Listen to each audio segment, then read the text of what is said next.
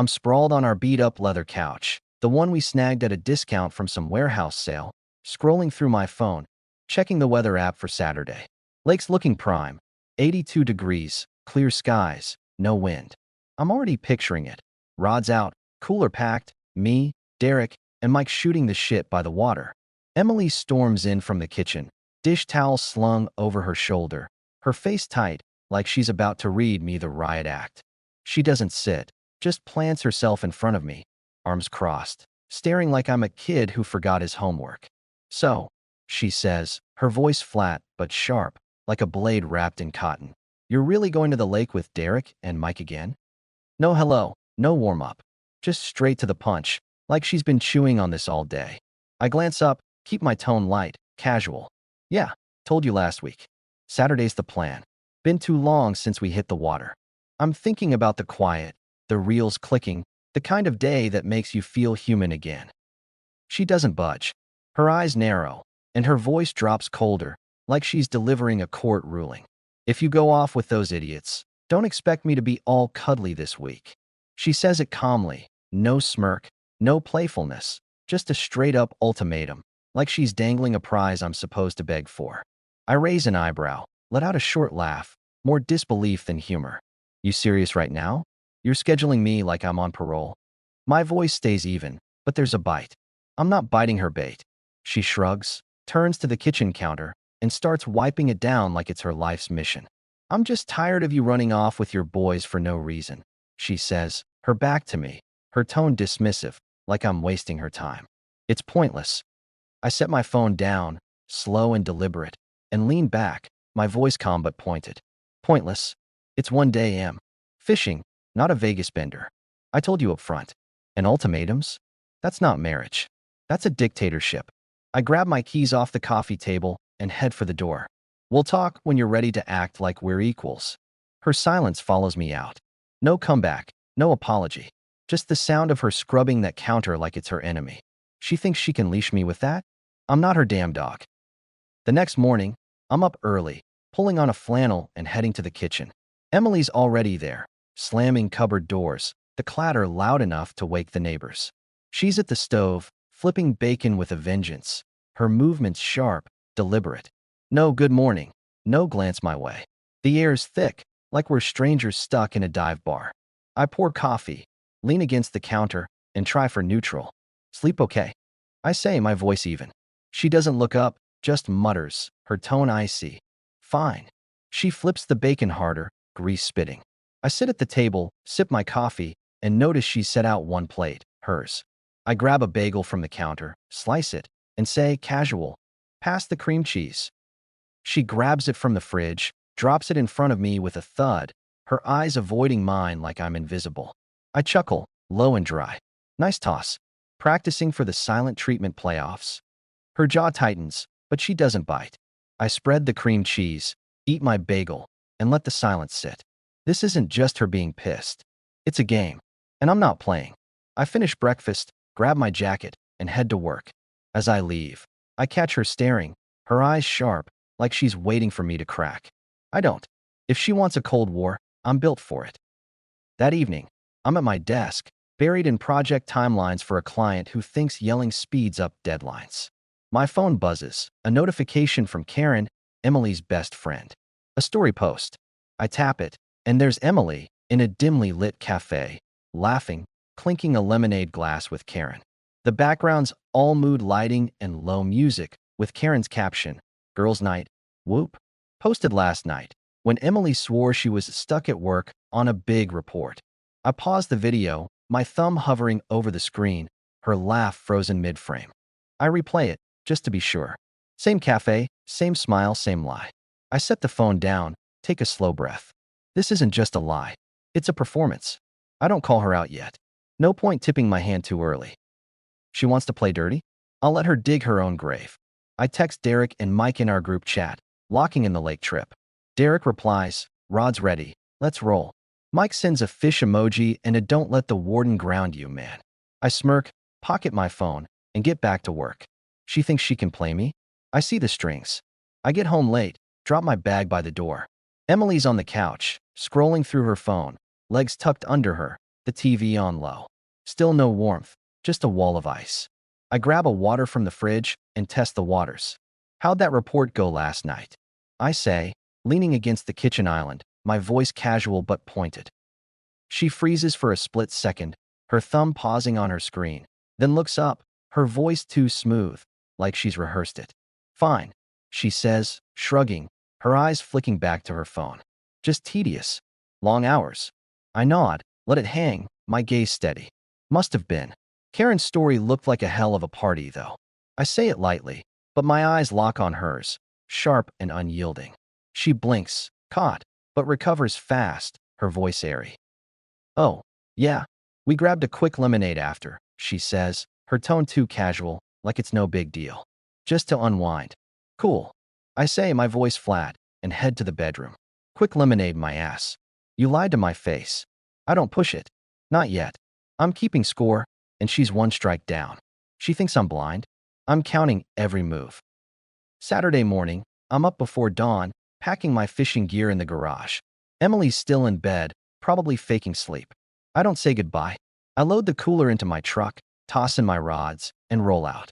Derek's waiting at the gas station, leaning against his Jeep, sipping a coffee, his ball cap pulled low. Mike pulls up 5 minutes later in his rattling Ford, grinning like he's about to cause trouble. We grab chips, sodas, jerky, and hit the road, the air already thick with summer heat. The drive's quiet at first, just the hum of tires and Mike's classic rock playlist. I'm not brooding, just thinking. Derek, who's got a sixth sense for tension, glances over from the passenger seat. You good, man? You're quieter than a monk. I keep my eyes on the road, shrug, my voice dry. Emily pulled some bullshit. Tried to ban the trip. Said if I go, I can forget about touching her for a week. Like I'm some horny teenager begging for a date. Mike, sprawled in the back, snorts loudly, his voice all grin. What? She's your principal now. Gonna give you detention for fishing? He leans forward, slapping the seat. What's next? A hall pass to take a piss? I chuckle, sharp and dry. Pretty much. Then she lied about working late. Went out with Karen instead. Saw it on her story. Derek shakes his head, his voice low, serious, cutting through the heat. That's not love, bro. That's control. She's testing how tight she can pull the leash. You did right coming out here. If you'd stayed, she'd know she can own you. He pauses, sips his coffee. If your wife's playing warden, your house is a prison. So what does that make you? I grip the wheel a little tighter, his words landing like a punch. A prisoner? Nah. I'm the guy who's already out. Not her inmate. I say, my voice firm. Not now, not ever. Mike leans back, smirking. Attaboy. She's playing checkers, you're playing chess. Let her trip over her own board. We get to the lake, set up by the water. The sun's blazing, the air's thick with the buzz of cicadas and the faint smell of fish. We cast our lines, crack open some sodas, and settle in. The lake's like glass, reflecting the sky, and for the first time in days, I feel like I can breathe. We talk about nothing. Eagles draft picks, Mike's latest work screw up where he ordered the wrong concrete mix, the time Derek's dog ate half his tackle box. I tell them about Emily's lie, no emotion, just the facts. Derek nods, his voice calm but firm. You're doing the right thing. She's got to learn you're not her puppet. Mike, tossing a pebble into the water, adds, his tone rougher. She's got to figure out her shit. You don't play games with someone you love. That's rookie crap. I nod, let it sink in. The day stretches on, the heat heavy, the fish not biting much, but it doesn't matter. I'm here, and I'm free. She wants to play warden? I'm not her prisoner. I get home that night, feeling lighter, like the lake scrubbed off the week's grime. The house is dim, just a glow from the kitchen. Emily's there, wiping down the counters with sharp, angry swipes, her movements loud in the quiet house. No greeting, no glance. She's slamming drawers, the sound echoing like a challenge. I drop my gear by the door, grab a soda from the fridge, and pop the tab loud enough to cut through the silence. She doesn't look up. I notice she's chopping vegetables, carrots, peppers, but there's only one plate on the counter, set for her. Message received. I hear her in the living room, talking on the phone, her voice deliberately loud, like she wants me to overhear. Yeah, Karen, it was fine. Just another day, you know? She laughs, fake and bright, like she's performing for an audience. The house feels staged, everything in its place, too perfect, like a showroom. This isn't a home. It's a vitrine, and she's the damn curator. I lean against the island, my voice casual but pointed. Nice spread, Em. Cooking for one tonight. She glances at me, her eyes narrow, her tone biting. You weren't here. Figured you'd eat with your boys. She says boys, like it's a curse, her knife slicing through a carrot with a loud chop. I laugh, short and cold, sipping my soda. Yeah, we had chips. The kind of meal you have when you're not pretending to work late. I pause, let it land, my eyes locked on hers. Karen's story looked like a blast, though. Her knife stops mid-chop, her face flushing, but she doubles down, her voice sharp. What's that supposed to mean? I can't have one night out. I set the can down, my tone still light, but cutting. One night out? Sure. Lying about it. That's a different game. You said work. I saw a girls' night. Pick a lane, Em. She steps closer, her voice rising, shaking with anger. You're always off with your buddies, ignoring what I need. I needed a break, and you're making it a crime. She slams the knife down, the sound sharp. I raise an eyebrow, my voice steady, mocking. What you need? You need me to sit at home while you lie to my face? Nah, I'm good. I went fishing because I wanted to, not because you allowed it. Her eyes flash, her voice louder now, almost a shout. You ignored me. I told you how I felt, and you just blew me off. That's disrespectful. I stepped toward her, my voice calm but hard, like steel. Disrespectful? You lied about where you were. You tried to control me with your body, like I'm some dog chasing a bone. And now you're preaching about respect? You don't get to rewrite the rules when you're caught. I pause, let it sink in, my eyes locked on hers. You want to play games? I'm not playing. Her mouth opens, but nothing comes out. She's fuming, her hands clenched, her face red. I grab a pillow from the couch and head to the guest room. Sleep on that. I say, my voice low, final. I shut the door. I hear her stand there for a moment, silent, then stomp away, her footsteps heavy. She wants respect? Start with a mirror. The next few days are a chess game, and Emily's playing for control. Sunday morning, the kitchen smells like toast and coffee. She's moving around, all smiles, like she's auditioning for a Hallmark movie. Made your favorite, she says, her voice bright, offering me a plate of French toast. It's a performance, and she's the star. Thanks, I say, flat, and take the plate. I eat, scroll through my phone, and head to the garage to mess with my truck's oil filter. No small talk, no playing along. She wants to act like nothing happened. I'm not buying the act. Monday evening. We're like strangers in a hostel. I'm in the living room, watching a Phillies game, volume low. She's in the bedroom, door closed, typing loudly on her phone. I head to the bathroom to brush my teeth, and there's a mess of her hair in the sink, left there like a middle finger. I rinse it out, shake my head, and mutter, loud enough for her to hear, nice touch, You're killing it at the petty game. No response, just the faint sound of her typing faster. Tuesday morning. She's in the bathroom when I need to get ready for work. She knows my schedule, 7:30 a.m. sharp, I'm out the door. But she's in there, taking her time, the door locked. I knock once, keep my voice calm. You done soon? Some of us have places to be. She opens the door, brushes past me, her voice icy, dripping with sarcasm. Didn't know you were in such a hurry. Her eyes dare me to escalate. I lean against the doorframe, my tone dry, cutting. You're doing great at the offended schoolgirl act, Em. But I'm not your teacher, grading your behavior. She freezes, her mouth tight, then walks away. I get ready, head to work, and let the silence do the talking. You want to play cold? I'm built for the tundra. Wednesday, she's in full silent mode. No dinner on the table, no texts. She sleeps on the edge of the bed, her back to me like a wall. I grill some chicken, handle my laundry, keep my routine tight. She walks past me while I'm ironing a shirt and mutters, her voice dripping with venom. Didn't you say you hate doing that? I don't look up, keep pressing the collar, my voice calm but sharp. Yeah, but I hate being jerked around more. Ironing's easy. Losing respect for someone? That's the hard part. She stops, her breath catching, then storms off, her footsteps heavy. You want to freeze me out? I'm already in the Arctic. Thursday night, she escalates. I'm in the living room.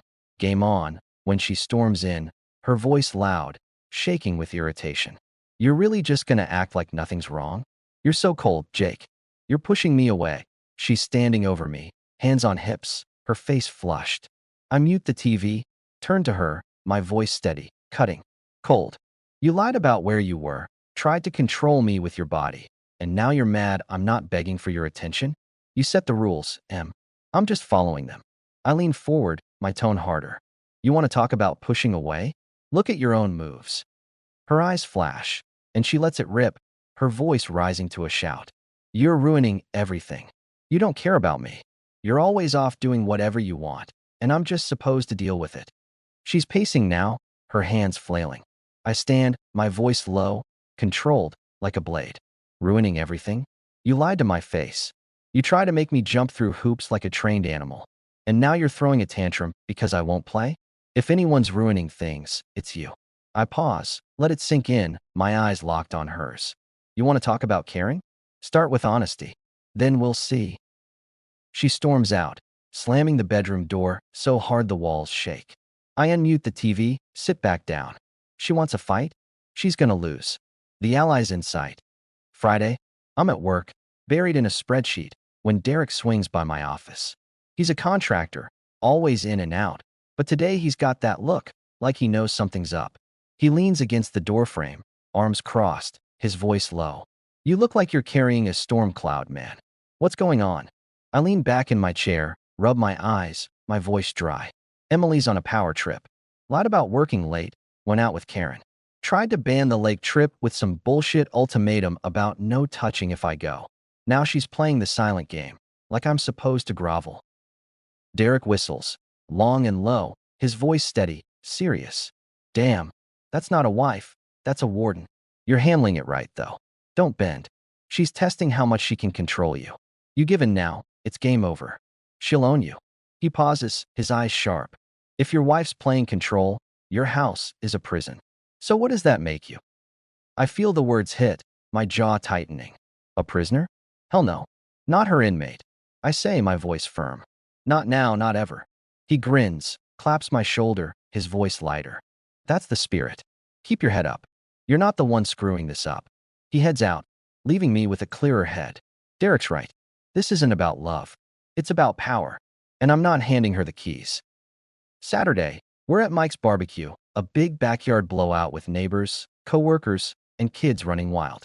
The grill's smoking, burgers sizzling, and the air smells like charcoal and sunscreen. Music's playing low, some Springsteen track, and I'm with Derek and a couple guys from work, sipping a soda, debating whether the Eagles have a shot this season. Emily's across the yard with Karen and some other women, laughing loud, playing the perfect wife. I can feel her watching me, like she's waiting for her moment to strike. Karen's been whispering with Emily, their heads close, their glances darting my way. I know what's coming. A public jab, something to make her look good and me look small. Sure enough, Karen calls out, loud enough for the whole yard to hear, her voice dripping with fake sweetness. Jake, you're so lucky Emily puts up with your fishing trips. Most wives would have locked you down by now. The group chuckles, but it's a dig, and Emily's smirk says she's in on it. A few people glance over, waiting for my reaction. I set my soda down, smile wide, and call back, my voice carrying, casual but sharp.